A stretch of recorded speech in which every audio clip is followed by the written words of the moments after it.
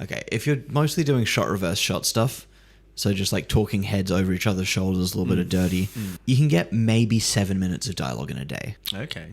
That doesn't seem as much as you'd maybe think. But if you're doing anything more complicated, sometimes getting 30 seconds of your film in one day is a really good amount.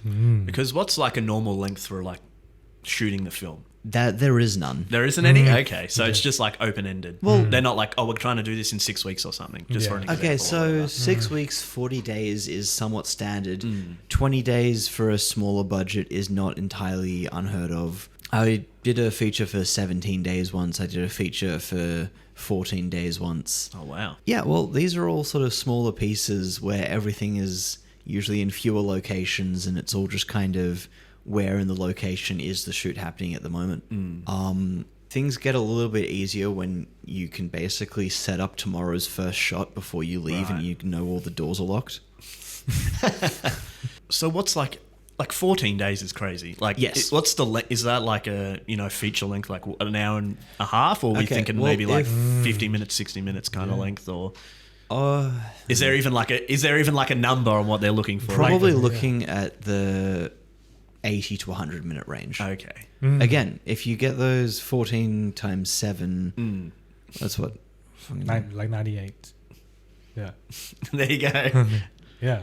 So which is kind of crazy because there's there's not much chance to like reshoot essentially, right? So are you kind of like you're going through scene by scene and hopefully getting it in one shot, or there's just not time for it, or do you? How would you equate for that? What do you mean when you say reshoot? Because not like I don't know, like if a scene just doesn't go well and you're just like, oh, we've got to redo this. So you mean if a take doesn't go well? Yes, that's maybe what I'm aiming at more than anything else. All right, can I borrow a pen and one of your notepads? Yeah, Sure. yours might be a bit easy. Oh, you got it there. All right.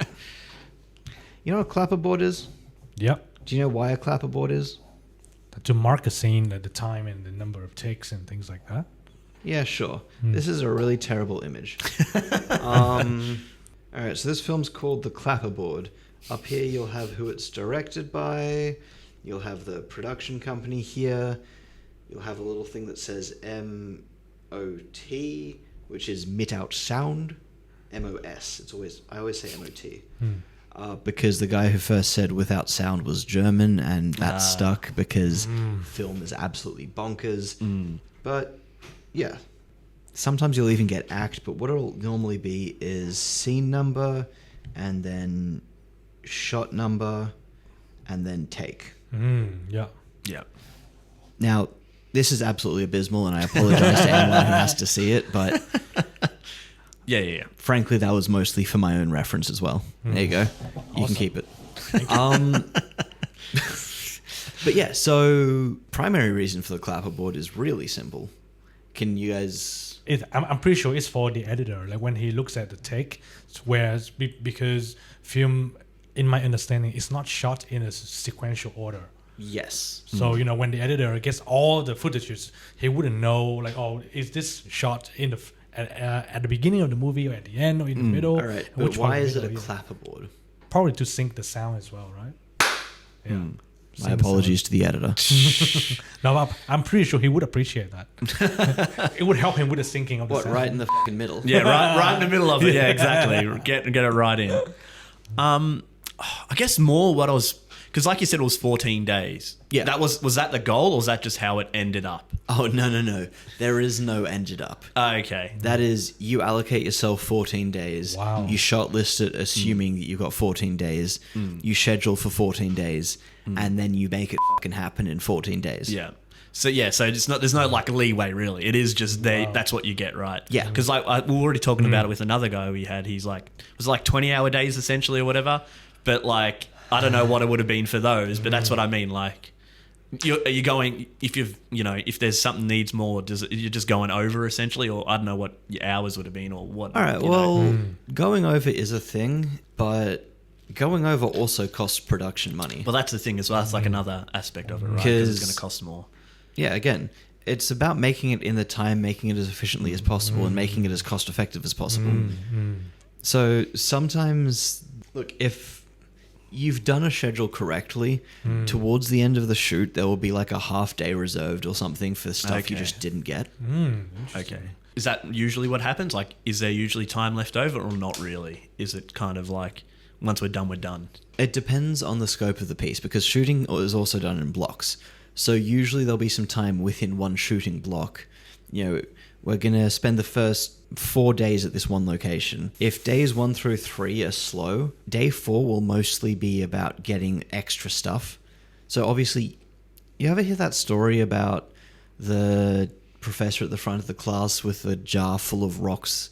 Is this jar full? And then he fills it with pebbles. Is this jar full? Then he fills it with sand. Is this jar full? Yeah, and then at the end he fills it with water. So like, you know, it's never really full, like in a sense that we can see. Like you can always do more things. Yeah.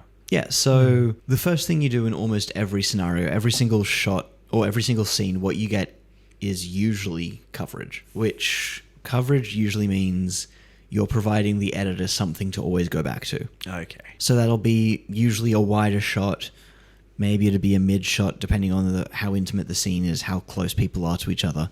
But yeah, so you start by getting the big rocks and putting them in the jar. You know, so in this scenario, you get to day 3 of your 4-day block and you don't have all of the big rocks. You're not filling that jar with water as much. Okay, I see what you mean. Yeah, that's kind of it. No, because I was just interested because I'm like, it's crazy to think that like such a big production or so much that has to get done in a certain amount of days and like no leeway. You kind of like, you have to kind of work with what you've got is always an interesting thing for me. And my question is like, who actually came up with the scheduling of 14 days? Does the producer come up with that, or is it the studio? I want this movie made in 14 days, and then you have to make it happen. There are multiple answers depending on what film it is. Usually it will come down to this location is available for this number of days. If the location isn't available for the amount of time you need it, frankly, you need a different location. That's kind of the start and the end of the conversation. You know, hey, we need to spend this much time shooting this many minutes and this much content, so all the decisions need to be made in order to facilitate it. Whether it's the I mean, in television, sometimes it is the studio that makes those decisions. It's, hey, we bought this house and you're going to use it to shoot in for the next 10 seasons. Deal with it. Usually for feature films, it'll probably come down to the producer and the location manager, because also location managers are a thing. Wow. That is the end of the episode. Let us know what you think about the conversation in the comment section below and smash that like button. Ring the bell and subscribe as well, and you better be back next time. And we will see you in the next episode.